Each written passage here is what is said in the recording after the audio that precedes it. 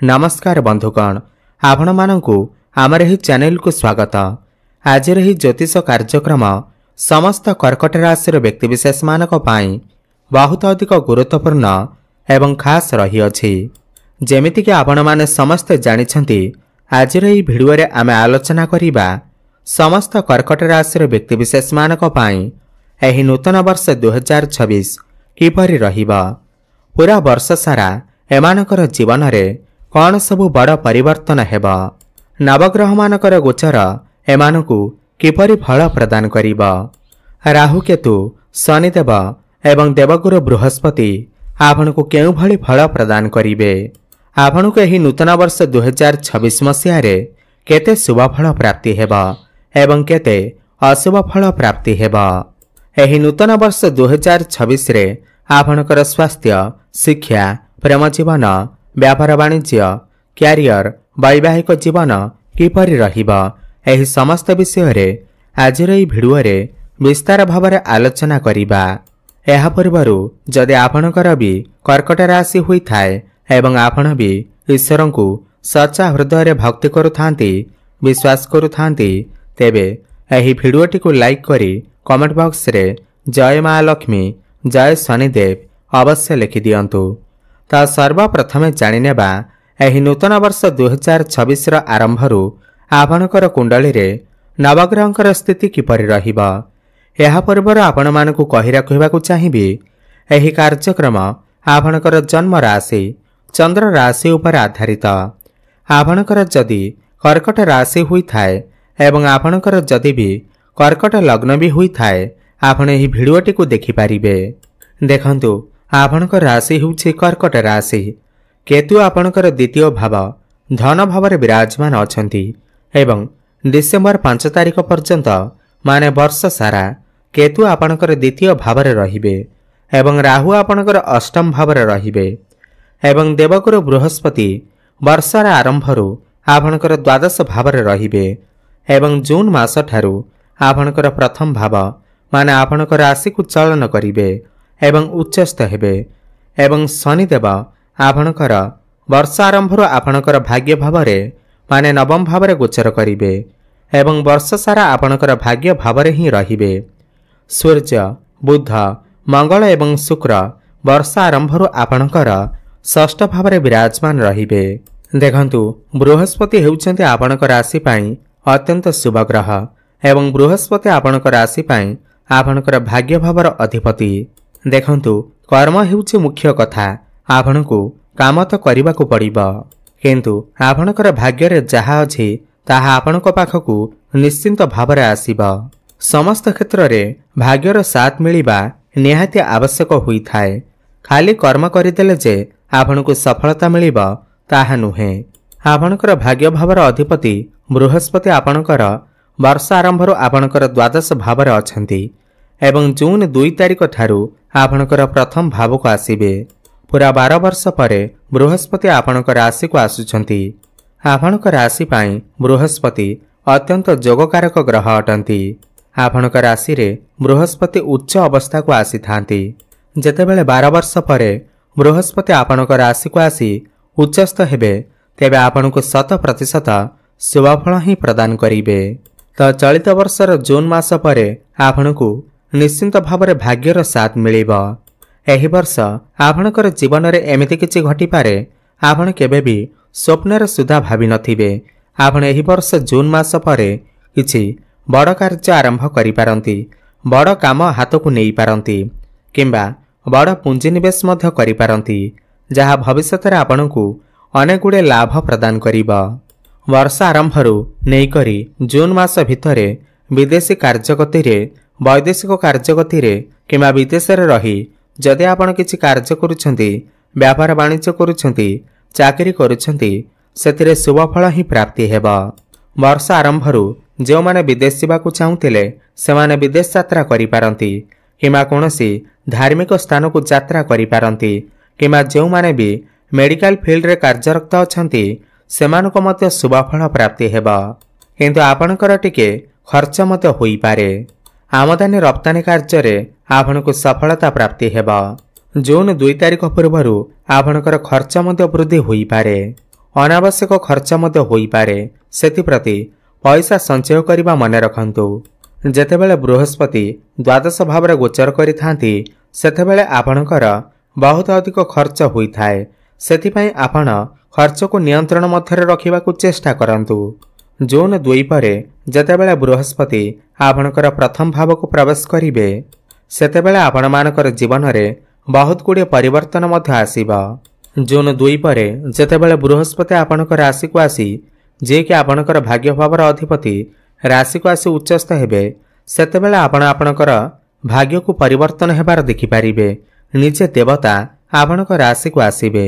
आपण पेशार जहाँ भी हुअंतु ना काहींकी, आपण जणे व्यवसायी हुअंतु ना काहींकी, चाकरी करिथांतु, गायक होइथांतु, नर्तक होइथांतु, कला संबंधित आपण जदि भी कोनोसी कार्य करंतु ना काहींकी तो जून मास परे आपणको समस्त क्षेत्र रे सफलता प्राप्ति हेबा। जून 2 तारिख परे आपणकर जीवन रे गोटे यू टर्न आसीबा। जून मास परे आपणकर हाथ को सुवर्ण सुजोग आसीबा।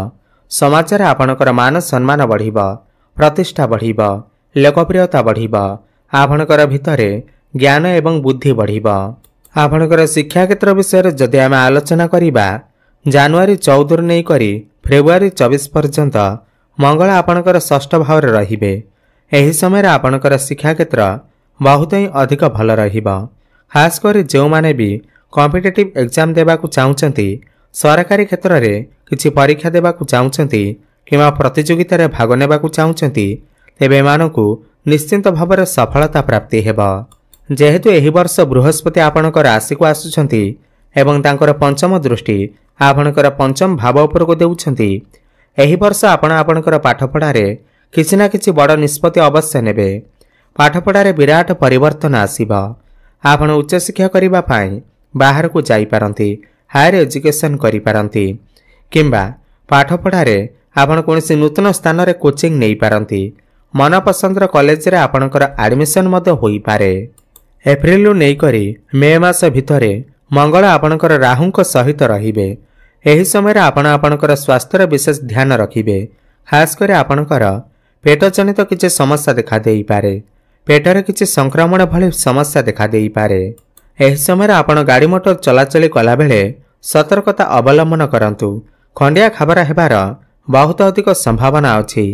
आपणकर आखि रे ज्वलन भली समस्या किंबा त्वचा संबंधित समस्या, एलर्जी भली समस्या किछि देखा देई पारे। एथिप्रति आपण विशेष ध्यान देबे एवं उपाय मध्य करिवे।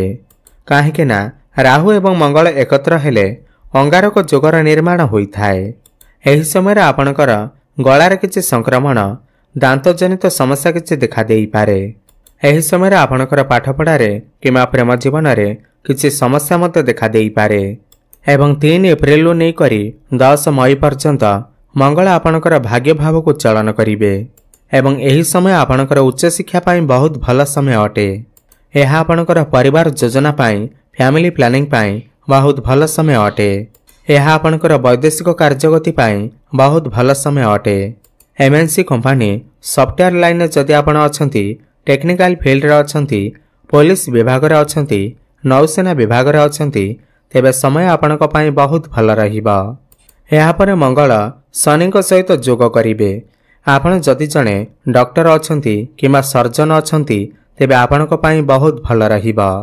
एहा परे मंगल आपणकर निज भाव को चलन करिवे एवं आपणकर दशम भाव रे रोचक नामक राजयोगर निर्माण करिवे एवं मे मासर नै करे जून मास भितरे मंगल आपणकर क्यारियर भाव रे रोचक नामक राजयोगर निर्माण करिवे।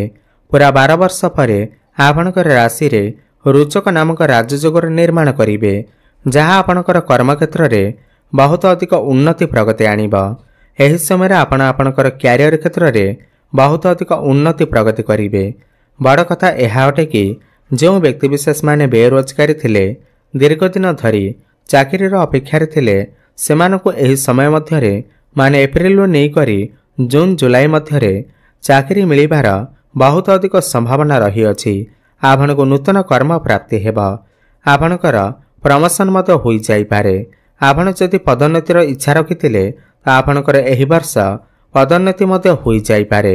कर्म क्षेत्र रे आपणकु ऊपर ऑफिसरंकर सपोर्ट एवं साहाय्य प्राप्ति हेब। आपण आपणकर कर्म को नहीं विदेश यात्रा मध्य करिपारंती। जून मास पर बृहस्पति आपणकर पंचम सप्तम एवं भाग्य भाव को दृष्टि देवे। पंचम भाव आपणकर प्रेम जीवन भाव होइथाय। तो प्रेम जीवन में आपण को सफलता प्राप्ति हेब। जो मानकर कथबार्ता बंद हो जाइथिला ब्रेकअप आदि हो जाइथिला सेमानकर एही वर्ष पुणी थरे कथबार्ता होई पारे। प्याचअप मध्य हेबार संभावना अछि। एही वर्ष आपणकर भल पाइबा विवाहर रूप मध्य नहीं पारे। आपण आपणकर भल पाइबा को आगो को बढ़ाइबा को चेष्टा करिवे। भ्रमण सुख आपण को प्राप्ति हेब।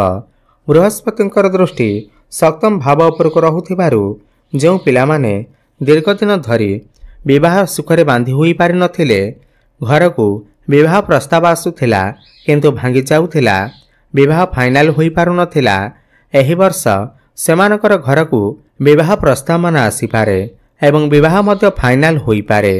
एवं आउ गोटे बड़ कथा एहा अटे कि जो दंपति माने संतानर आशारे थिले दीर्घ दिन धरी संतानर कामना करुथिले एही वर्ष सेमानकु जून मास परे संतान सुख मिलिबार बहुत अधिक संभावना बनुअछि। आपण चेष्टा जारी रखंतु एवं सप्तम भाव आपणकर वैवाहिक जीवन व्यापार वाणिज्यर भाव होइथाय। आपणकर वैवाहिक जीवन रे जदि पूर्वर किछि समस्या कष्ट लागि रहितला तो एही वर्ष आपणकर समस्त समस्या कष्ट दूर होइजिब। वैवाहिक सुख आपणको प्राप्ति हेब। आपण दुई जण मिसी किछि फैमिली प्लानिंग मध्य करि पारंती। वर्ष आरंभरू आपण बहुत अधिक छोट मोट जगह को यात्रा करि पारंती। जो माने ऑनलाइन क्षेत्र रे काम करूछंती डिजिटल मार्केटिंग रे काम करूछंती जो माने फाइनेंस क्षेत्र रे अछंती टीचरशिप लाइन रे अछंती सेमानको बहुत अधिक सफलता प्राप्ति हेबा। एही वर्ष भाग्य बल रे आपण किछि भूमि प्रॉपर्टी जमी किमा नूतन जानवाहन नूतन गृह आदि निर्माण करि पारंती। पौत्रिक संपत्ति आपण को लाभ प्राप्ति हेबा। पितांकर साहाय्य सहयोग आपण को प्राप्ति हेबा। कोनसी गुप्त स्रोतरू आपण को धन मध्य प्राप्ति होई पारे। जो माने साइंटिस्ट अछंती जो माने रिसर्च क्षेत्र रे काम करूछंती सेमानको अधिक सफलता प्राप्ति हेबा। पारिवारिक सुख आपण को प्राप्ति हेबा। आपणकर बाणी रे मधुरता आसीबा। लोक माने आपणकर बाणी द्वारा आपणक आडको आकर्षित होई आसीबे। घर को कोनसी नूतन अतिथि मध्य आसी पारंती एवं जेतेबेले मंगल आपणकर लाभ स्थान को चलन करिवे एकादश भाव को चलन करिवे तो आपणको सर्व सुख प्राप्ति हेबा।